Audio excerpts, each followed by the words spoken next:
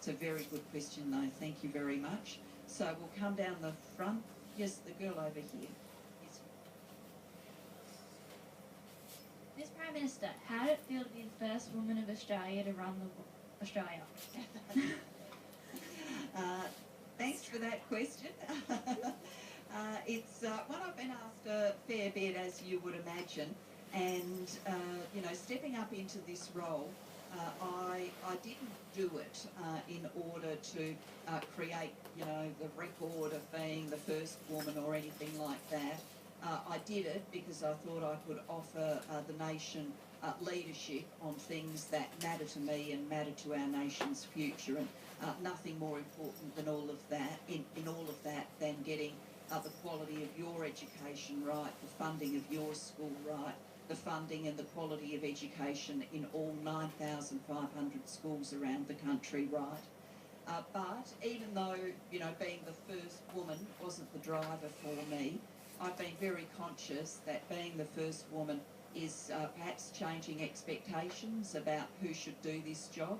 And I'd very much like it if, and I think this does happen, that, women of your age, girls of your age, look at me doing this job as the first woman to do it and think to yourselves, well, it's not a closed path. A woman can get there, and if one woman's got there, then in the future we're going to see dozens and dozens and dozens of women get there. And I'm very confident I'll live to see a time when it is so routine for a woman to be Prime Minister that no one bothers to count any more. No one is calculating, gee, is she the seventh woman to do the job or the fifth woman to do the job. People will forget about all of that, and it'll just be commonplace for women to lead and to have these kind of positions. And that's really a vision of a future of genuine equal opportunity for all of you here.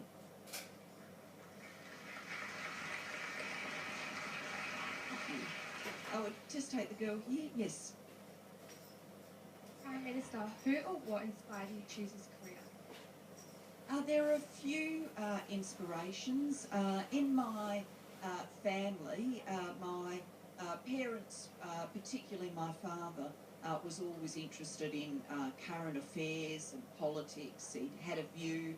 He was a shift worker. He would listen to Question Time on the radio and chime in as if, they could hear him in the House of Representatives if he was shouting at the radio, which of course they couldn't. But he was always interested in those things and spoke to me and to my sister about how important politics was to the nation, how important it was to our family. He was a very strong Labor supporter. He was a very strong trade unionist. He had very clearly burnt into him from his early life in Wales a sense of fairness. He'd been denied an education. He'd left school at 14. Even though when they had big exams at the age of 11, what were called the 11 plus exams way back then, he actually went so well he got a scholarship, but his family couldn't afford to have him stay in school, so he left school early, and he always thought of that as a missed opportunity because he would have liked to have stayed at school and had an opportunity to go to university. The things that I've had and the things that you are getting were denied him. So I had that in my family background, but even with all of that, I didn't think it was really possible for, an ordinary person from an ordinary kind of family to end up in politics. So, my view of that's changed pretty slowly.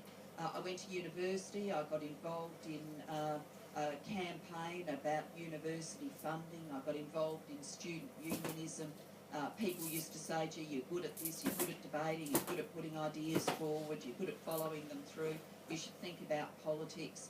But it wasn't really until into my 20s that I thought this really could be a possibility for me, and a possibility I'd like to follow up because it would give me the opportunity to change things that I really care about.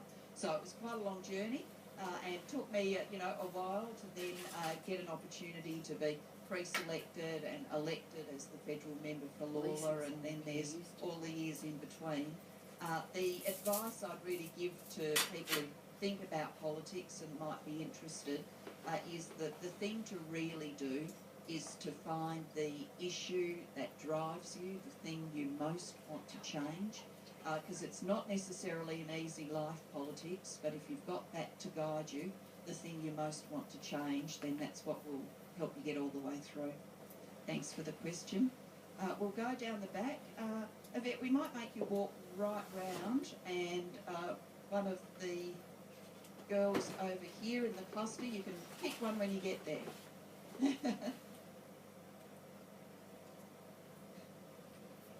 of an exercise program for your local Member of Parliament.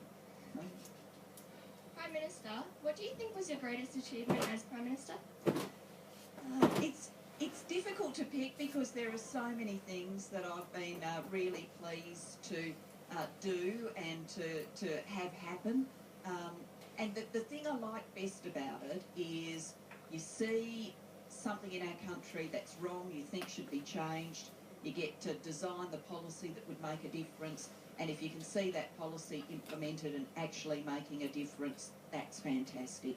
And I've had the opportunity to do that in school education, where I can go to some what we call national partnership schools now, and I know that that girl or that boy is getting a better education than they otherwise would have because of decisions we took in Canberra and then implemented. That's a fantastic feeling.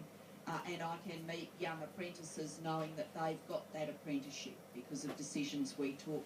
I can meet university students, some of them from poorer backgrounds, the first in their family to go to university, who are only there because of the policies we've pursued. So I'm very proud of all of that, and they're always good moments.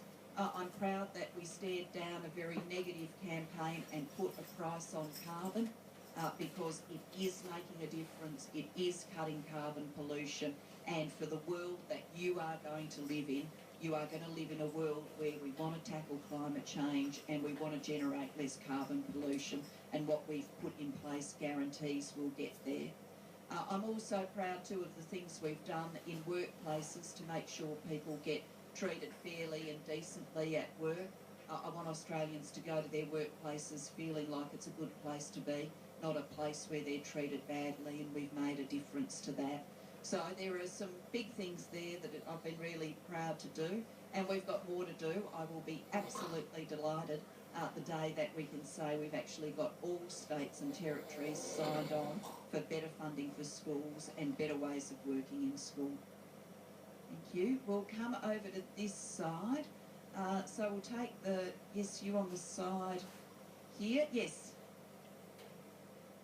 Prime Minister, how has being an empowered learner helped you become so successful?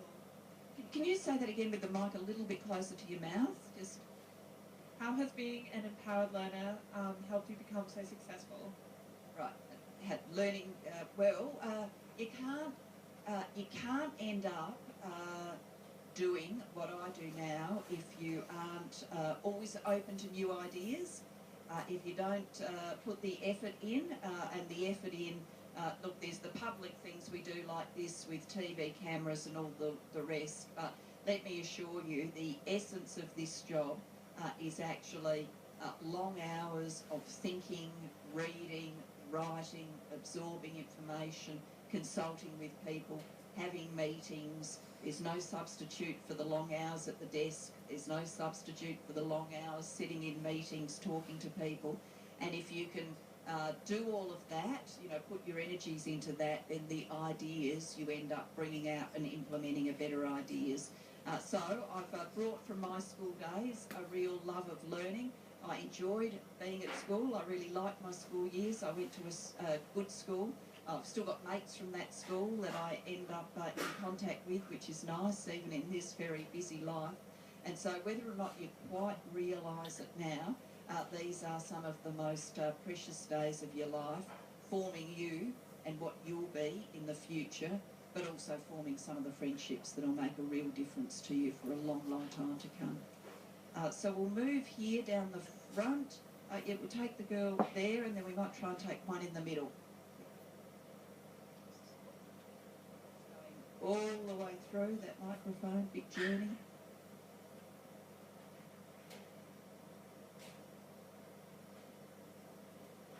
Prime Minister, how does the media affect you and your party?